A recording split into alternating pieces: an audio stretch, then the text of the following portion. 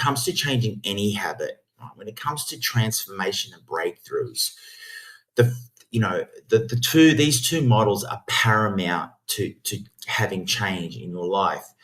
And the first one is all about, your perceptions. And by transforming the filters of your mind, you can redefine your relationship with alcohol and unlock the path to true freedom.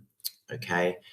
And the second model that I'm going to discuss is all about it's all about cause and effect. It's all about responsibility versus, being a victim. And, I might trigger some people when they're watching this, but you cannot change inside if you're pointing the finger outside to what happened to you. Everyone has a story and everyone has their own, story around alcohol. But at the end of the day, if you want to empower yourself and take responsibility, then that's where your true change will occur. I know for myself, I blamed my divorce and I blamed, my parents, for the real staunch upbringing that I had. And, for so long when I was young, I blamed a lot of things externally outside of me. But it wasn't until I took 100% responsibility that I got the power back and I started to really make change in my life. So the two models, the first one I'll discuss now is all about the matrix of your reality. It's just the filters of your mind. And the second one will be, responsibility versus victimhood, or cause and effect. Okay. So this diagram is all about the matrix of the mind. Okay.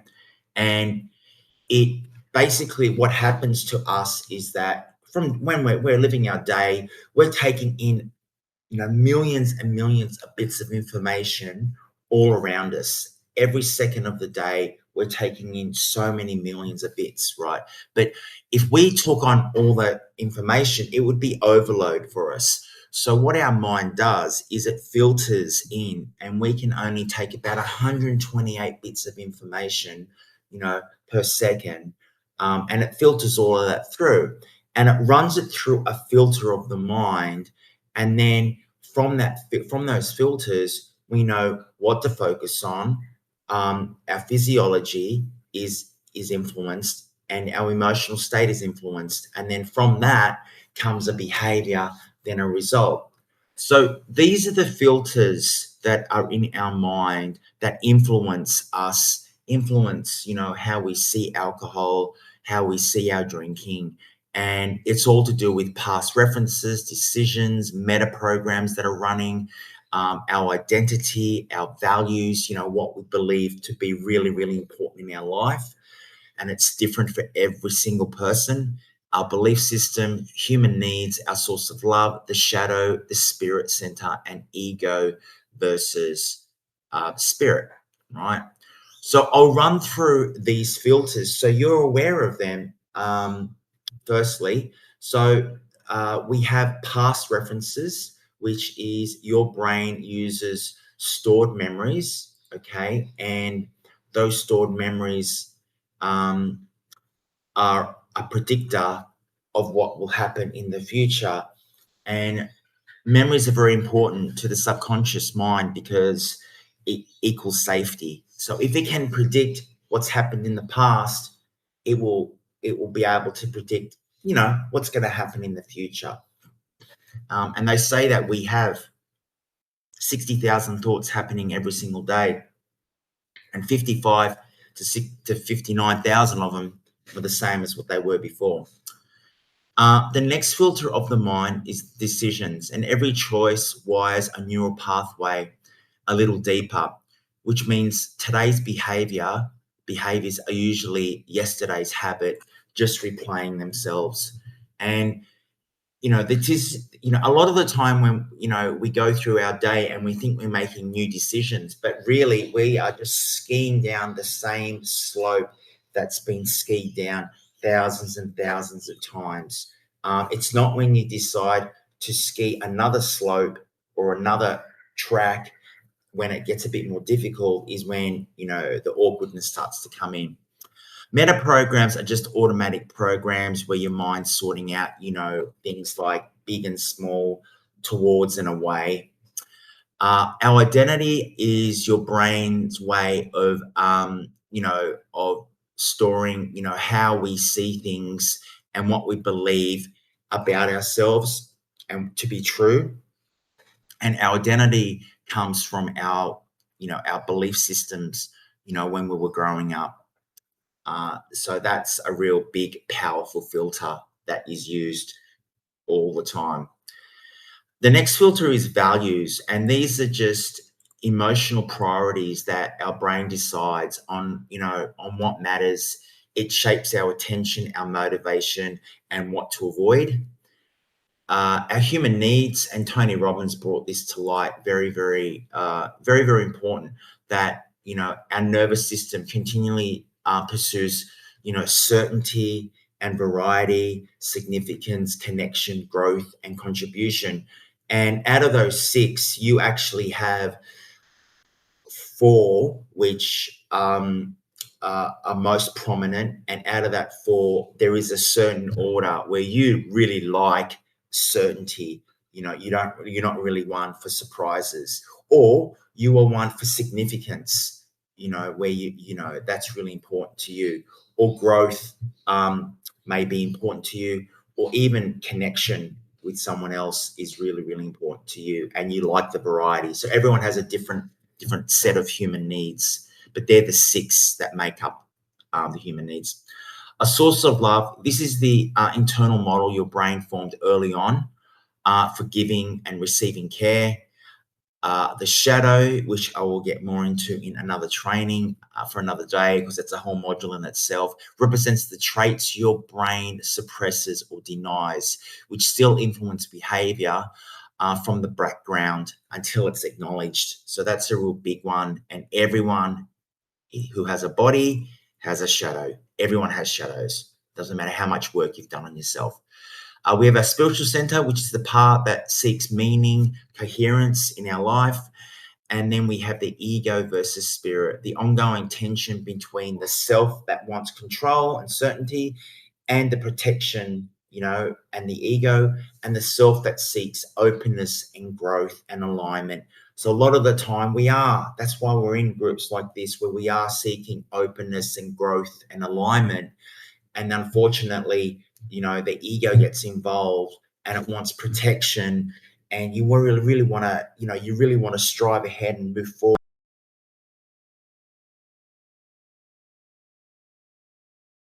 So yeah, but they're the 10 filters predominantly in the mind, and everything that's happening to us is running through these filters, like, through the matrix of our mind, and it is influencing how we talk to ourselves, our physiology, like how we hold ourselves. And from that, we have an emotional state. And from the way that we think, we have a certain emotional state, and and from the emotional state, we behave a certain way, and then that creates a result which forms our destiny. So think of it this way, right? When the emotional state and the physiology and the focus or the self-talk, think of it like a tricycle. And if you can influence the way that you talk to yourself, or your emotions, or your physiology, your body, and you have a tricycle, okay, if you can influence one of those wheels, then your wheel won't completely change direction and you'll transform. But what that will do is that will start the process of being able to steer your life in a different direction. So if ever you feel stuck, right, and you've got the filters of the mind going on, and it's subconscious work that we're talking about, and I will and also the making the subconscious conscious, so making you aware of all of these things is that by making it aware of all these things, that's where the transformation and the breakthroughs can start to occur. But for now, today, what you can think about is, if you change today, right now, as I'm talking to you, your self talk, the way that you talk to yourself, or your emotions, right? Or your physiology by sitting up, right? Or by breathing differently, or by having a different type of communication happening in your mind, right, about yourself, you will change, right, your results slowly but surely, right, in the direction that you want it to go. You know, not with all three wheels, but with one wheel. So it's really, really important to know that and really know that, if you do feel stuck, use one of these three levers to push you through the day. Okay. And it's just like a little shift can move a lot over a month. And think of it this way, everyone has different filters. Okay. Now I'm showing you this cheeseburger, and and everyone that looks at the cheeseburger has got their filter running right now. Okay. And if I showed this cheeseburger to a vegan, they would just look at it and it would be symbolizing something like processed food or corporate greed or that's disgusting. How many cows did it make up to make one patty? These are the things that I've heard from vegans. But that's one way to look at this cheeseburger because you're running it through the filter of your mind. It's sitting there, and there's three people with three different filtering systems. The next person could be having just had a Christmas party and they're hungover and they're not a vegan. They're actually a carnivore. And the next day they're looking and there's cheeseburgers on the table and they're running a filter through their mind about this cheeseburger. This cheeseburger is not about corporate greed or it's not about how many cows did it make up to make this patty. It's about, can I please have that cheeseburger because it'll relieve discomfort and a bit of grease when you're hungover really helps, right? With discomfort, it's very satisfying. Okay. Now the last person feels neutral, right? Where they've had burgers in the past. And they've had burgers and they'll have burgers in the future, but they don't have burgers, that often. They go to a party and okay, on the table is a massive spread where they're going to, say, a barbecue, and it might be like, yeah, it's Saturday afternoon, and I really just feel like sandwiches. I don't really feel like cheeseburgers, or maybe it is like I don't know, like a real big barbecue and burgers are on the cards and they're freshly made and it's like, yeah, okay, I'll have it, but there's no real big draw to having it. It's just it's very, very neutral, and that's a neutral filter around the cheeseburger. So everyone has different filters around everything. Everything on this planet, okay, that's running the show. Okay. And if you put a bottle of wine on a table, again, for someone that hasn't had a drink for, say, a year, it would mean very, very different to someone that, is really struggling to control their alcohol consumption compared to someone that's just neutral and that has drinks now and then. So, filters of the mind is very, very important. And I will provide a PDF with this as well, which will help you, to understand, going through it again and again, how you can start to manipulate your filters of the mind and start to influence and start to change them, right? Because it's very, very important.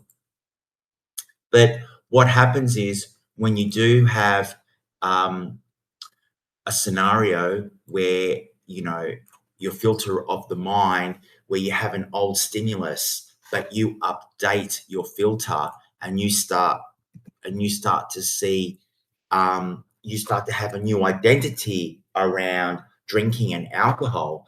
When you have a new filter and you have a new identity around yourself about how you act around alcohol, it doesn't have a pull on you, right?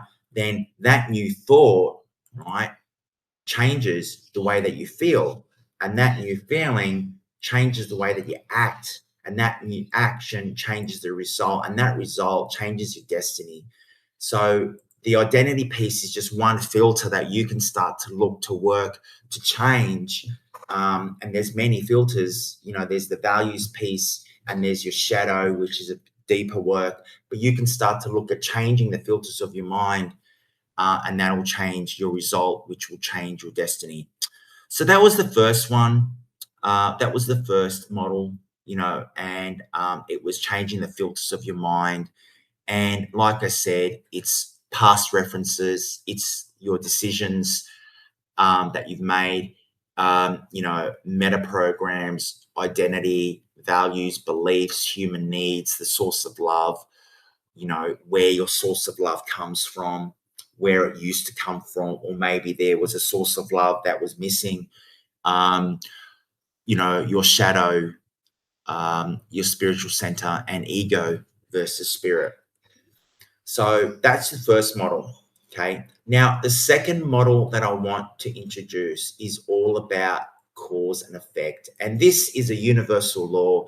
It's very much like gravity. You throw a stone up in the air, it'll fall. And, you know, and it's very much like cause and effect as well. That's a law as well. And it's very much like responsibility and victimhood. If you take responsibility for your life, then you will get obviously a certain outcome. If you're a victim in your life, then you're going to get certain outcomes, that won't be favorable. Like gravity, cause and effect model operates in our lives night and day. Most people focus on the effect rather than taking responsibility for the causes, right? And I've been in a lot of groups, 57 different types of alcohol, sobriety, drinking groups. And there's a lot of people that are in there for a very, very long time because they focus on, the effect rather than what's causing the effect. And if you're just focusing on alcohol and how much should I drink, and is one drink, can that be counted as, as being sober, and is it okay to have cheat days, and focusing on what alcohol does, and the effects on it, and which is all really like just the superficial, really, to tell you the truth, because alcohol is just a solution warranted. It's not a very good solution. If you just focus on the superficial, and blame alcohol, and alcohol's the devil, and alcohol is the problem, and alcohol is the issue, then it's going to be very difficult. You can do it, but it's going to be very difficult for you if you keep blaming that and not taking responsibility, for your actions. And warranted, there is trauma and addictions involved, and we take alcohol to help us with that, right? And that's conversation for another day, which I will do training on. But the model two, which is all about cause and effect, all about responsibility and victim, the most important things to remember is when you say in life, it's not my fault, to make excuses, you allow any learnings from life to come in and grow, because that's what happens. You're focusing on the excuses, and they will grow, because what we focus on will expand. However, if your model of the world is at cause, you look at the results in your life and you take 100% responsibility. Okay, warranted, not everything is your fault. Things happened to everyone. Okay, but it's when you say to yourself, right, I'm going to take 100% responsibility for my life today. I'm going to draw a line in the sand. Okay, and from this day forth, I'm going to take actions towards bettering myself. And that's a lot more stronger place to come from than blaming everything around you, you know. Therefore, once you have learned the lesson at a deeper level, you will stop repeating it as well. So here are some cause and effect scenarios, that people take on board. And cause is on the left on this list versus effect is on the right. And you've got here, I caused this, as opposed to being a victim and saying this was done to me. You could focus on results and attaining results, or you could focus on reasons. You could focus on empowering yourself, or you could focus on excuses. You can focus on victor or victim. You can focus on my responsibility or others' responsibility. You can take action, or you can just remain to feel stuck. You can choose your response, or you can react based on your emotions. You can create opportunities, or you can let things just happen to you. You can learn from your failures, or you can be defined by them. And this was all me. This was all me. It was so me, right? And this is where the work is, right? You can set goals, or you can let life happen to you. You can seek solutions, or just have problems being overwhelmed. And it's not like you need to sort everything out in one day, but this is just, some of these will hit home for you. And it's looking at, okay, well, this is how I've been reacting, reacting to something, right? My emotions. How am I going to choose a different response? And you can embrace the challenge, or you can have the challenge control you. My mindset shapes my reality versus my circumstances dictate my life. So that's just some ways to look at cause and effect in a different way. Okay. But I wanted to finish up with this training of the models by introducing you to Kurt. And Kurt, he's a crab that used to be in victimhood big time, right? And this is a journey of victimhood towards victory. Okay. And I'll read this to you. In a quiet river pool, there lived a group of crabs, all clinging to a muddy bottom, content in their familiar surroundings. Among them was Kurt, a young crab who often listened to the complaints of fellow crustaceans. And if you feel like, you can close your eyes, because it's a really good visualization technique. So he lived amongst his fellow crustaceans, and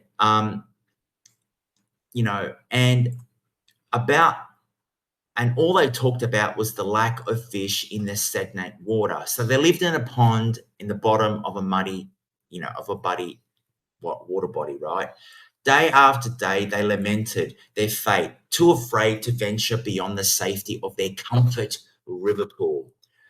They were comfortable in their victim mentality, convinced that nothing would ever change. One day, Kurt overheard Mother Trout sharing stories of the vast waters downstream, teeming with guppies, shrimp, where fresh rapids danced with life.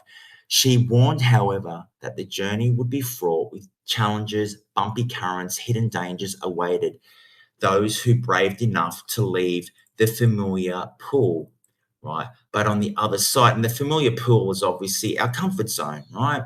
But the familiar pool on this other side of it laid everything Kurt dreamed of. Inspired by her words, Kurt began to ponder, what if I let go?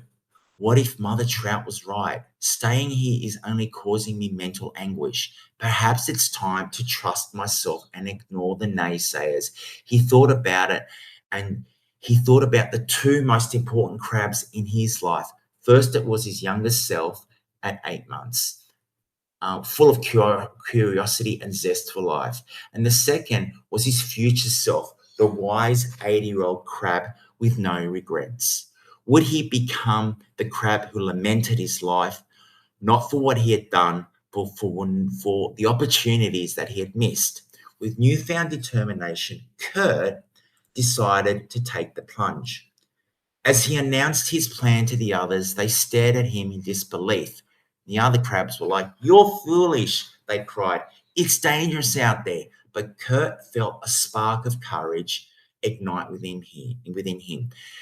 Ignoring the warnings, he raced towards the rapids, and the journey was not easy. He was tossed by boulders and caught in mini whirlpools.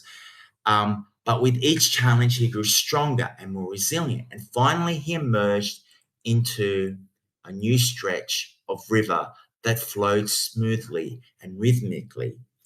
As he shook the water and looked around in wonder, Kurt was amazed by the vibrant life surrounding him. Schools of fish darting playfully, shrimp scuttling across the riverbed. In that moment, Kurt realized that by letting go of his old victimhood mindset and embracing responsibility for his journey, he had transformed his life entirely. He had discovered not just a new habitat, but a new perspective on what was possible. So, the moral of the story was the journey to transformation begins when you let go of victim thinking and take full responsibility of our lives. And by daring to venture into unknown, we open ourselves to new possibilities, new experiences that can lead us to true potential. So I hope you got the story and I hope you enjoyed it. And they're the two models of the world. The first one was all about the filters of the mind. And the second one was all about the models of our world. Please take on the training and please implement the training as well, because these will help you to start to get those breakthroughs and those transformations that you want. And I'll leave you with saying that it is the 7th of December and we're heading into Christmas, and a lot of people will, take advantage of the festive season. And even though, some might not want to indulge, you'll be tempted. And if you do, don't beat yourself up about it. Enjoy it. But I will say this, I'm here to support you and I'm not taking a break.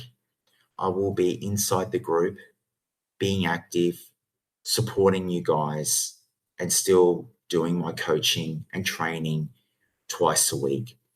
And if anyone wants support, help, please reach out. I'm here to have a chat. It's Ned Murray here signing off. I will leave you guys to it. All the best. Take care of yourself and catch you next time.